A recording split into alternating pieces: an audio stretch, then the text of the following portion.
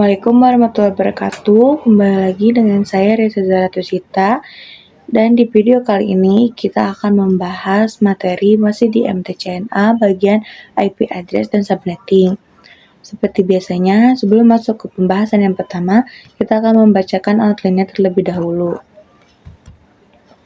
Di materi kali ini kita memiliki 7 poin, yaitu pengenalan IP address dan subnetting, kemudian IP public dan IP privat, kemudian classful dan classless addressing, kasus subnetting, konsep block subnet, IP versi 4 delivery type, dan konsep switch dan router.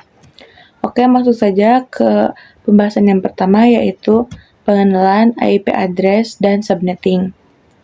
Ketika suatu perangkat ingin terhubung ke perangkat lainnya, baik itu menggunakan wired atau wireless, tentu saja memerlukan identitas nama pada setiap perangkat. Identitas tersebutlah yang dinamakan IP address. Jadi IP address itu diibaratkan menjadi pengenal, tanda pengenal atau nama untuk satu perangkat.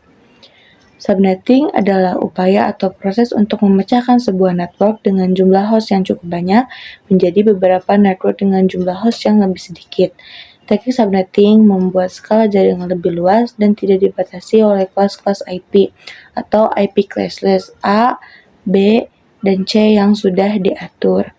Singkatnya, subnetting adalah proses yang dimana dia memecah satu jaringan besar menjadi jaringan yang lebih kecil, menjadi beberapa jaringan yang lebih kecil. Kemudian IP address private dan public. Singkatnya, IP public merupakan IP yang digunakan di internet dan bisa diakses di mana saja. Jadi misal kalian mengakses facebook.com, youtube.com, dan lain sebagainya, maka secara tidak sadar kalian sedang mengakses IP public masing-masing yang dimiliki oleh mereka. Asalkan device kalian terkoneksi ke internet. Lalu, alamat IP private biasanya digunakan di dalam jaringan lokal dan tidak bisa diakses langsung dari internet. Ini adalah bagian penting dari konsep yang dikenal sebagai Network Address Translation atau NAT. Jadi, NAT ini berfungsi ibaratnya seperti translate gitu, penerjemah, di mana IP dalam jaringan lokal atau IP private bisa dilihat seolah-olah dia menggunakan IP public, yang memungkinkan beberapa perangkat dalam jaringan lokal menggunakan satu alamat publik tunggal untuk berkomunikasi dengan internet.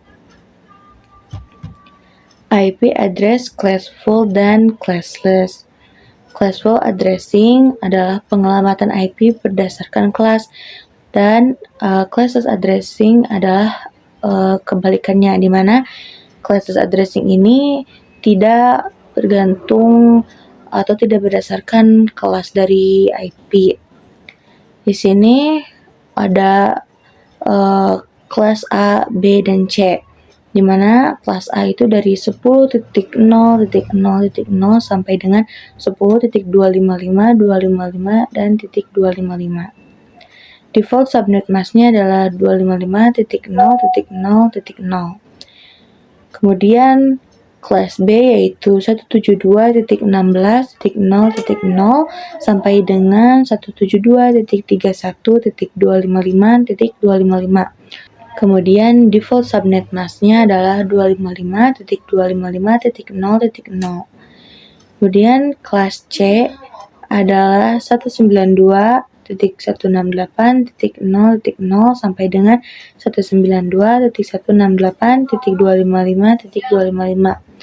Dan default subnet masknya adalah 255.255.255.0. Nah, di sini kita ingin mengetahui berapa jumlah alamat host dari masing-masing IP.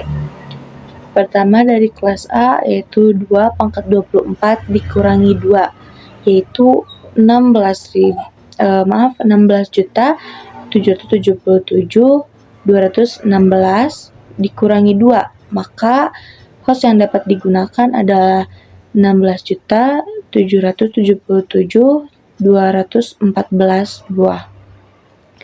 Kenapa bisa seperti itu? Karena dikurangi 2 ini adalah IP yang digunakan oleh network address dan broadcast address. Kemudian jumlah alamat host dari IP kelas B yaitu 2 pangkat 14 dikurangi 2, yaitu 65.536 dikurangi 2, maka jumlahnya adalah 65.534. Kemudian di kelas yang terakhir adalah 2 pangkat 8 dikurangi 2, yaitu 256 dikurangi 2, maka hasilnya adalah 254. Nah, 254 ini adalah jumlah host yang dapat digunakan. Kemudian kasus subnetting. Untuk melakukan proses subnetting, Anda akan melakukan beberapa proses seperti prefix yang sesuai, subnet mask, IP network, IP broadcast, dan range IP yang bisa digunakan. Di sini ada studi kasus, di mana jika kita ingin mendapatkan jumlah 60 host, maka kita harus menggunakan IP berapa dan prefix berapa. Juga ada studi kasus yang lainnya, yaitu 150 host dan IP 192.168.10.43/26. Kita akan mendapatkan berapa jumlah hostnya dan berapa subnet masknya. Kemudian ada informasi, yaitu network ID adalah identitas suatu kelompok IP atau subnet, sedangkan broadcast adalah alamat IP yang digunakan untuk memanggil semua IP dalam satu kelompok. Jadi broadcast address ini dia bisa menyatukan semua IP yang memiliki satu network menjadi satu kumpulan perangkat, seperti itu. Konsep blok subnet. IP network, IP broadcast diibaratkan seperti ruangan. Setiap blok subnet by default tidak bisa saling ping komunikasi. Kumpulan PC yang berada pada suatu ruangan harus dikonfigurasi menjadi satu blok subnet. Jadi, setiap PC yang tidak satu blok subnet, mereka tidak bisa berkomunikasi satu sama lain.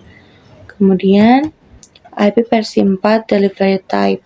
Di sini ada 3, yaitu unicast, multicast, dan broadcast. Di mana unicast adalah one-to-one communication. Dia ini hanya bisa berkomunikasi dari satu perangkat ke satu perangkat lainnya. Kemudian multicast di sini disebutkan yaitu one-to-many communication.